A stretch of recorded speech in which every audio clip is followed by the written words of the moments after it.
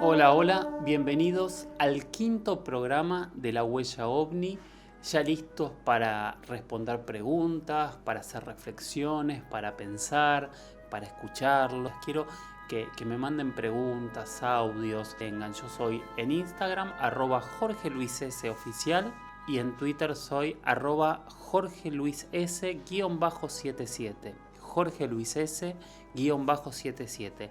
Ahí me encuentran. Ahí nos encontramos y a partir de ahí empezamos a generar este programa que hacemos entre todos. Bueno, empecemos con la quinta edición de La Huella OVNI.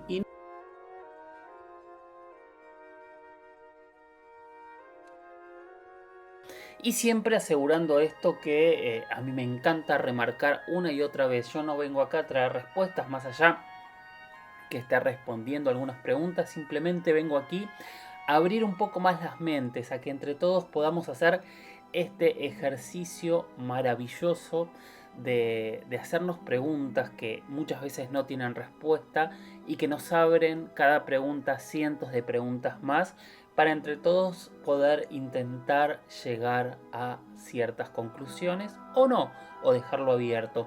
También es algo que ya vengo proponiendo desde el programa 1. Este es un espacio donde yo quiero discutir, no quiero que estemos todos de acuerdo, sino que quiero que podamos llegar a conclusiones también a veces desde miradas contrapuestas y desde ese punto de vista. El primer tema de la noche, como habíamos dicho, antes de empezar a responder todas las preguntas que me fueron mandando durante la semana, es el proyecto Libro Azul. Hay varias preguntas que también van a tener que ver con algunos puntos de esta temática, así que los voy a ir dejando separados para esa sección de preguntas y respuestas. Proyecto Libro Azul es un proyecto oficial diseñado, pagado y llevado adelante por la Fuerza Aérea de los Estados Unidos desde 1952 hasta 1969. Casi 20 años, 16, 17 años, ojalá supiese sumar, como siempre lo digo, donde un grupo de expertos de diferentes saberes, de diferentes disciplinas, se dedicaron a investigar los fenómenos y las denuncias ovnis que se daban alrededor del mundo. ¿Por qué nace Proyecto Libro Azul? Proyecto Libro Azul es en realidad el tercer proyecto que tiene la Fuerza Aérea de Estados Unidos para investigar el tema ovni, y todos nacen de una necesidad de dar respuesta a una avalancha cada vez más grande de denuncias que tenían tanto dentro de la fuerza como en la población sobre la temática ovni. Claramente hay dos disparadores, que son el caso de Kenneth Arnold, que es un piloto comercial que estaba volando en el estado de Washington, cuando ve unos objetos volando que él describe como unos platos volantes, unos platos saltarines que hacían un movimiento similar a esas piedras que tiramos en el agua cuando hacen patitos. Entonces estos platos volantes, estos platos voladores, quedaron bautizados así por la prensa y a partir de ese momento por todos como los platillos voladores. Ahí es el primer punto donde la prensa empieza a hacerse eco y este eco llega rápidamente a la Fuerza Aérea de los Estados Unidos y empiezan a preguntarse qué es lo que está ocurriendo en los cielos. El siguiente claramente fue Roswell, el incidente Roswell, que hay varias preguntas sobre eso, o sea, no nos vamos a explayar ahora porque lo vamos a contar más adelante. También genera una repercusión muy grande en la prensa y a partir de ahí la Fuerza Aérea de Estados Unidos decide empezar a investigar el fenómeno ovni con dos objetivos. Primero, tratar de definir qué es y segundo, tratar de definir si es un peligro para la soberanía y para los cielos. Hay que entrar en el contexto que acabamos de terminar la Segunda Guerra Mundial, ya el mundo está dividido entre los países comunistas y los capitalistas, ya ha empezado la Guerra Fría y ha empezado la competencia tecnológica armamentística de estas dos secciones, y también todo objeto sospechoso en los cielos, la primera presunción que es el enemigo intentando hacer algo, investigar, espiar o incluso atacar.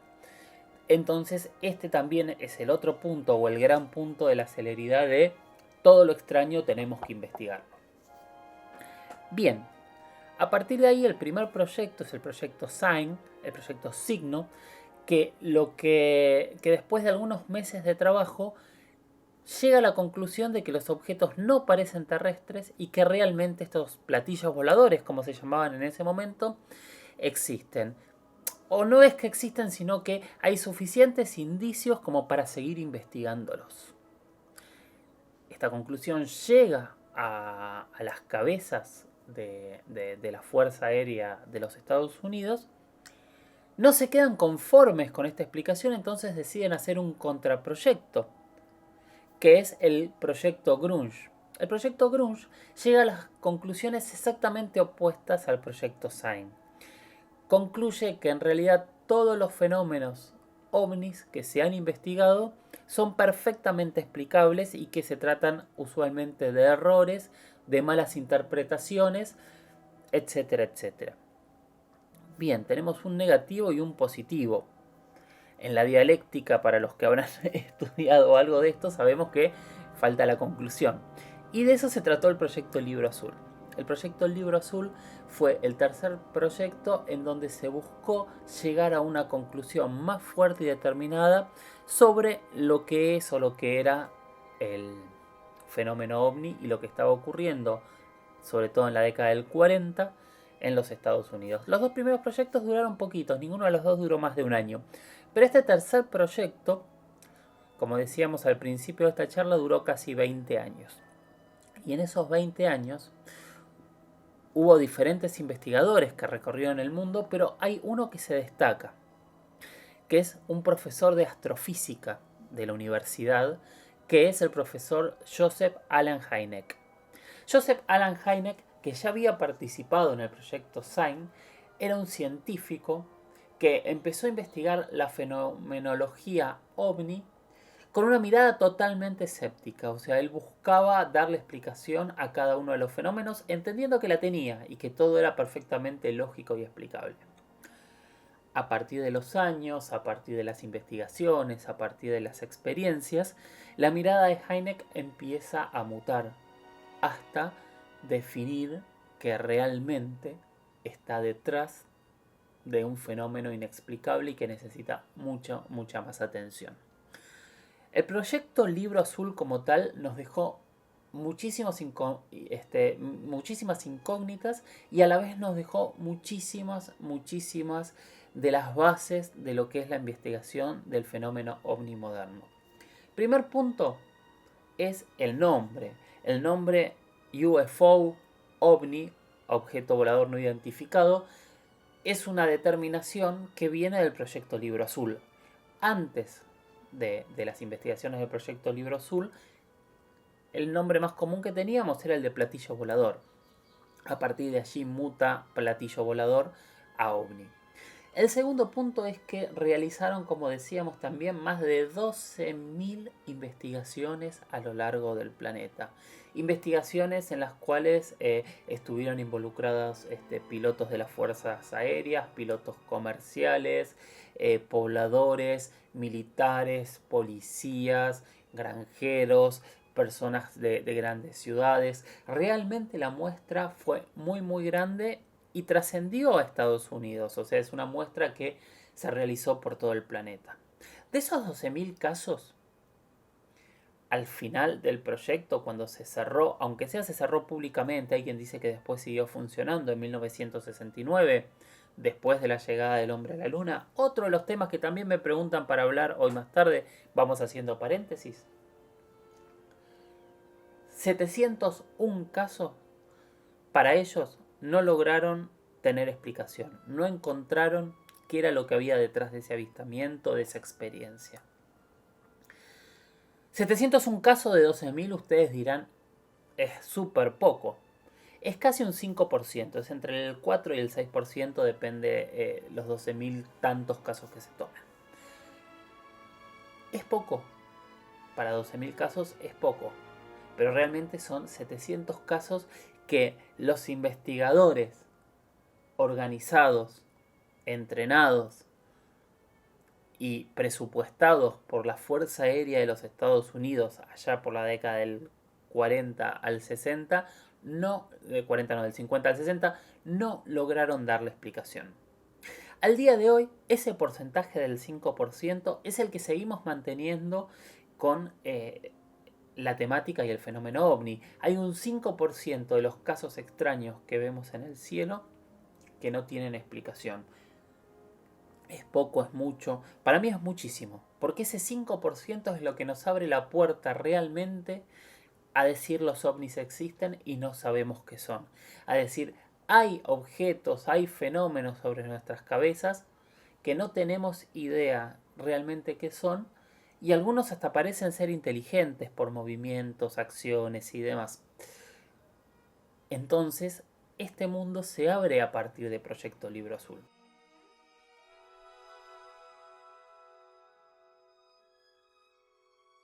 Paula, @Paula Chuquita, @Paula Chuquita, o Paula 61980666, no sé cuál de los dos es y no sé por qué me copia a los dos. Me dice: hola Jorge, ¿cómo estás? Quería preguntarte. El incidente Roswell no me queda claro. Yo recuerdo que vi la autopsia en la tele, la vi con mis primos en un cumpleaños. ¿Es real? ¿Qué pasó? ¿O fue un globo, como dijiste recientemente? ¿De qué se trató el incidente Roswell?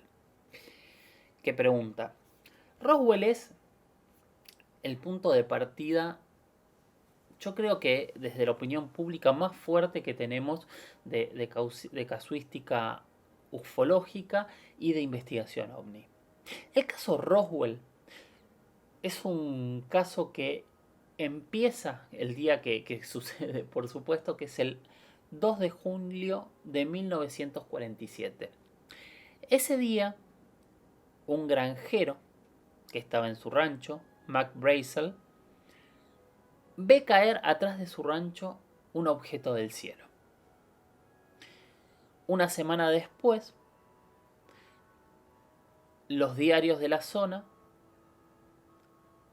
empiezan a sacar noticias que un platillo volador había caído en este rancho en Nuevo México. Tras la noticia pública, diferentes personajes de la Fuerza Aérea de Estados Unidos se dirigen al lugar para tratar de darle una explicación. Y ahí es donde empieza a mezclarse un poco toda la historia, porque rápidamente la explicación oficial es que se trataba de un globo aerostático, un globo meteorológico, perdón, que se había caído en el lugar, y mostraban pedazos de cartón, de distintos elementos del globo que estaban caídos allí. Con el tiempo, Brazel y otras personas denunciaron que cuando hicieron las fotos de esos restos caídos, un grupo de personas, presuntamente del ejército, se habían llevado los restos que realmente habían caído y habían puesto este globo. Y ahí se empiezan a abrir dos preguntas, porque nunca hubo una respuesta oficial que terminase de conformar a nadie. La primera pregunta es si realmente lo que pasó ahí es que cayó un objeto volador no identificado. Ahora sí, cuando hablamos de un objeto volador no identificado, estamos hablando de una nave extraterrestre que recuperó el ejército de Estados Unidos. Quienes no creen en esta postura y se pusieron a investigar, descubrieron que había un proyecto que se llamaba Proyecto MOGI, y el Proyecto MOGI era un proyecto de unos globos de la Fuerza Aérea de Estados Unidos que tenían ciertos elementos para lograr detectar sonoramente, auditivamente, actividad de Rusia con respecto a pruebas atómicas, a armas nucleares sobre todo. Entonces, este sería uno de los puntos por los cuales nadie podría haber explicado realmente si se había caído uno de estos globos del proyecto MOGI. De hecho, se habla del globo número 4, perdón, porque era un proyecto ultra secreto. La verdad que estas dos versiones se fueron mezclando a lo largo del tiempo y nadie tiene datos precisos y concretos para poder decir qué es lo que cayó en Roswell. Las leyendas urbanas, los investigadores, los periodistas que intentaron desenterrar esa verdad se encontraron con cientos de miles de contradicciones, con gente que no se animaba a hablar y con muchísimos datos que presuntamente fueron cambiados. Al día de hoy no sabemos si esos datos fueron cambiados para proteger al proyecto MOGI o si se incluyó al proyecto MOGI dentro de esto para poder encubrir que realmente había una nave espacial. Y acá se abre uno de los debates más grandes que quiero dejar mi postura de alguna manera abierta, porque no puedo definirlo de otra manera. Que es la siguiente. Después de Roswell, 1947, estamos hablando de los 70 años más extraños a nivel de desarrollo tecnológico de la humanidad. A partir de ese momento, nuestra tecnología se disparó de una manera que no había ocurrido en los 4000 años anteriores de historia, donde las cosas se desarrollasen con esta velocidad. Puede haber influenciado que realmente hubiesen descubierto tecnología extraterrestre y hubiesen realizado tecnología inversa para descubrir qué es lo que para poder utilizar esa tecnología y aplicarla a nuestra vida. Es una opción. Hay quienes creen en esta opción, sobre todo porque en los últimos 70 años hay muchos inventos fundamentales que nacen de casualidad. Y eso es extraño, pero hay mucha anécdota. No vamos a entrar ahora en detalles de uno a uno, pero hay mucha anécdota de elementos que nacen de esta casualidad.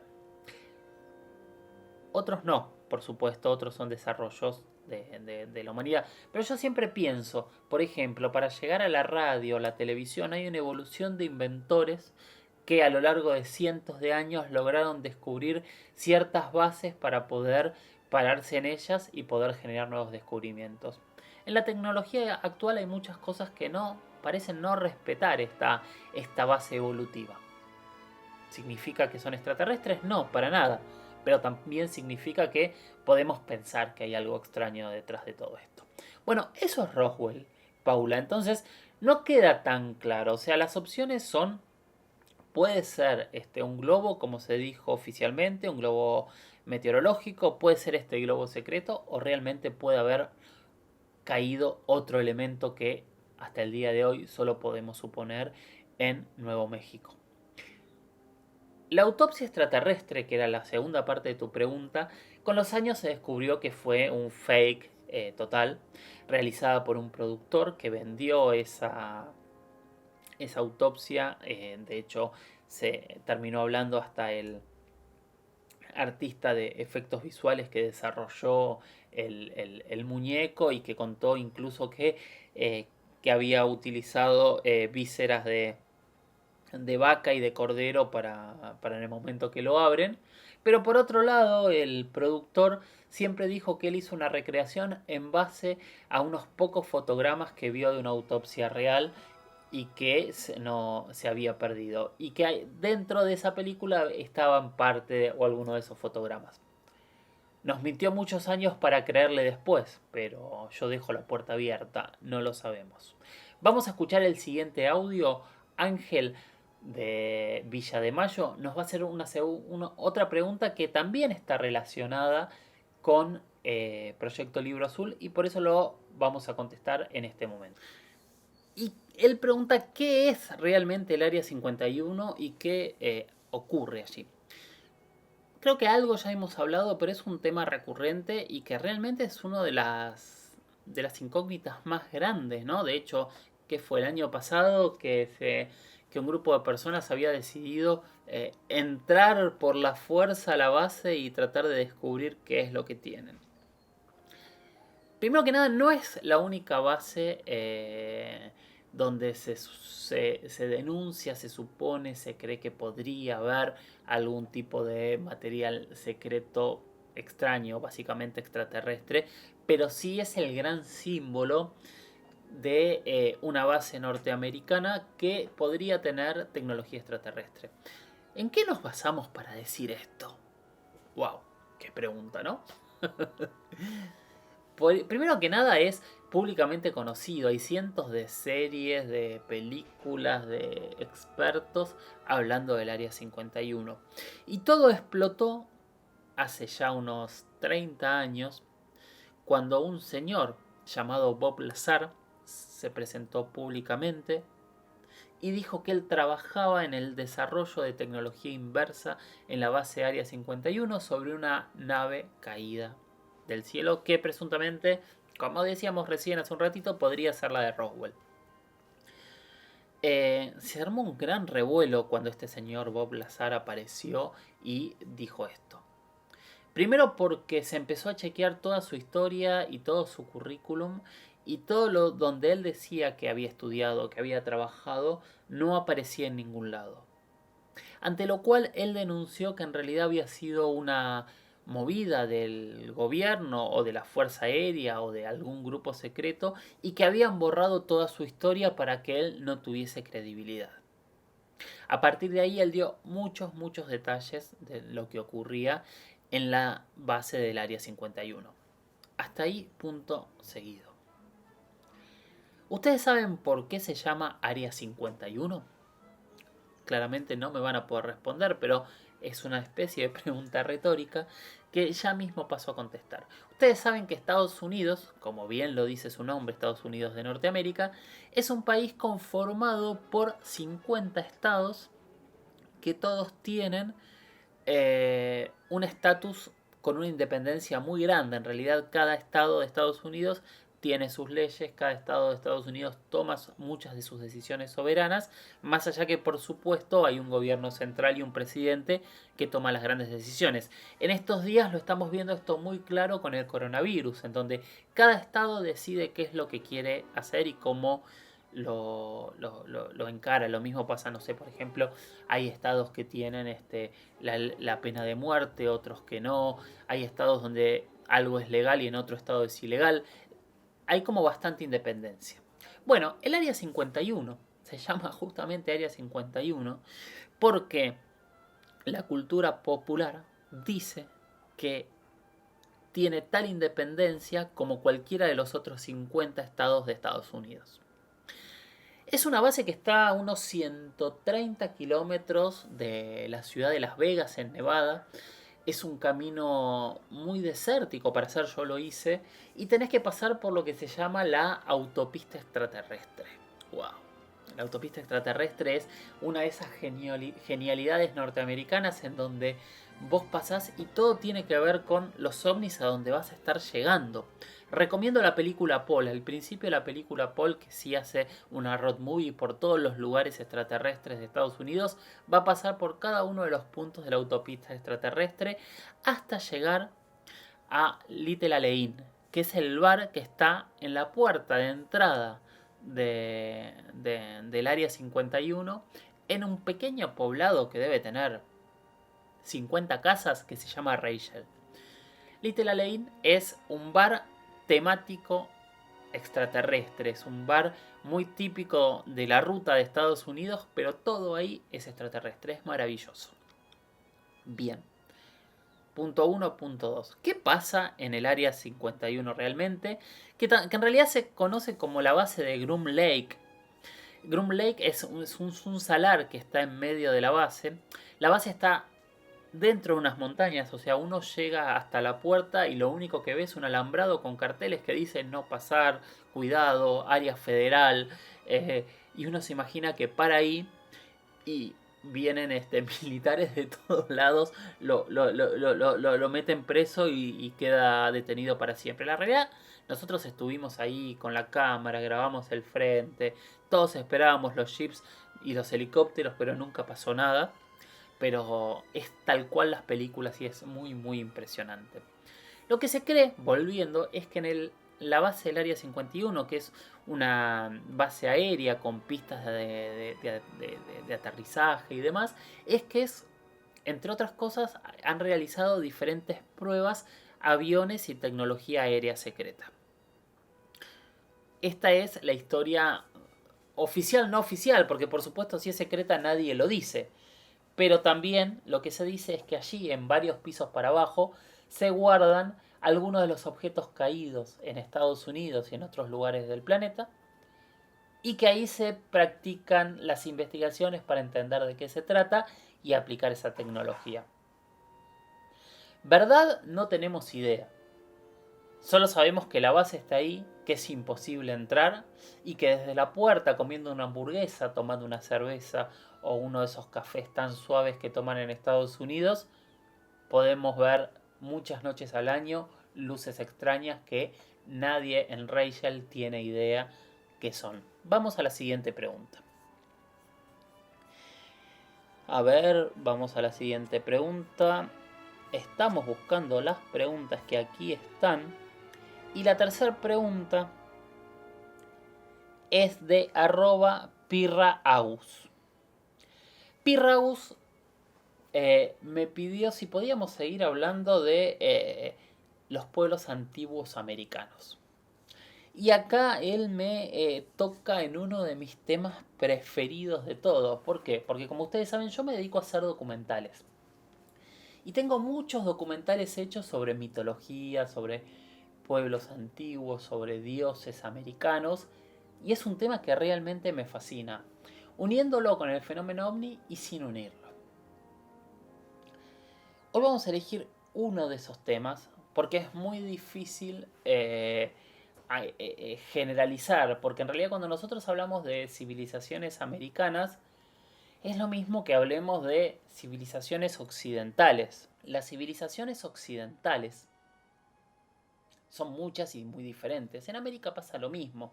No es lo mismo hablar de los mesoamericanos, que tienen una base común, que hablar de los pueblos incaicos o preincaicos, que hablar de los pueblos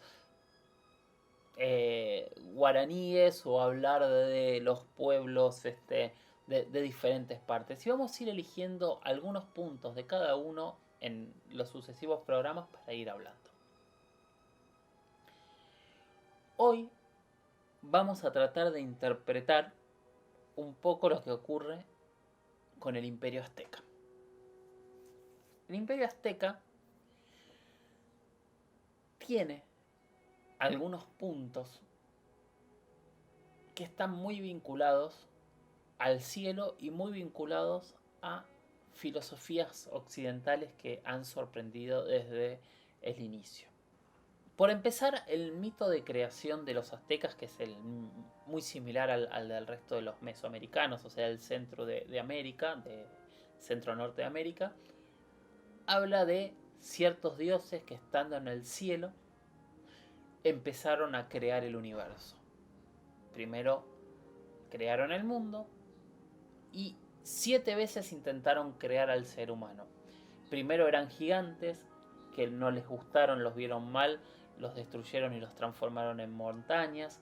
Después diferentes animales, monos, jaguares, y así diferentes intentos y ensayos hasta que se van a dar por vencidos y finalmente es el dios Quetzalcóatl quien crea al ser humano tal y como lo conocemos. Este dios creador del hombre, después de crear al hombre, baja del lugar en donde viven los dioses, que es como una especie de Olimpo, que después los aztecas descubrieron una ciudad increíblemente misteriosa, que es Teotihuacán, y que decían que vivían ahí. Teotihuacán es una ciudad con 2 grandes pirámides, con dimensiones exactas y con muchas preguntas y muchas sorpresas extrañas. Y los aztecas dijeron, bueno, acá es donde vivían estos dioses que vivían en el cielo y nos crearon. No quiero hablar más que desde este punto, para dejar esta pregunta. Fíjense cómo los dioses creadores, para los aztecas, vivían en una ciudad con estas pirámides exactas y perfectas, similares a otras pirámides en otros lugares del planeta, en muchísimos lugares del planeta, y donde increíblemente en cada uno de estos lugares estas pirámides tienen que ver con los dioses y la creación. ¿Tienen que ver los dioses de la creación con algún tipo de civilización extraterrestre? Yo no voy a hablar hoy de si tienen que ver con los grandes avances que lograron las civilizaciones, que ya lo hablamos los otros dos capítulos, y yo les di mi opinión, que igual no es más que mi opinión, donde yo creo que muchas veces se subestima la capacidad del hombre y de los pueblos americanos. Pero este es uno de los puntos que a mí más me ha llamado la atención. Creación, pirámides. Pirámides, estrellas. Ahí se los dejo para seguir pensando y obviamente lo podemos seguir conversando en otros momentos y en otros episodios. Estamos felices, estoy feliz de la interacción, de la participación, de las preguntas, de los comentarios que hacen. La verdad que gracias por haber escuchado hasta aquí.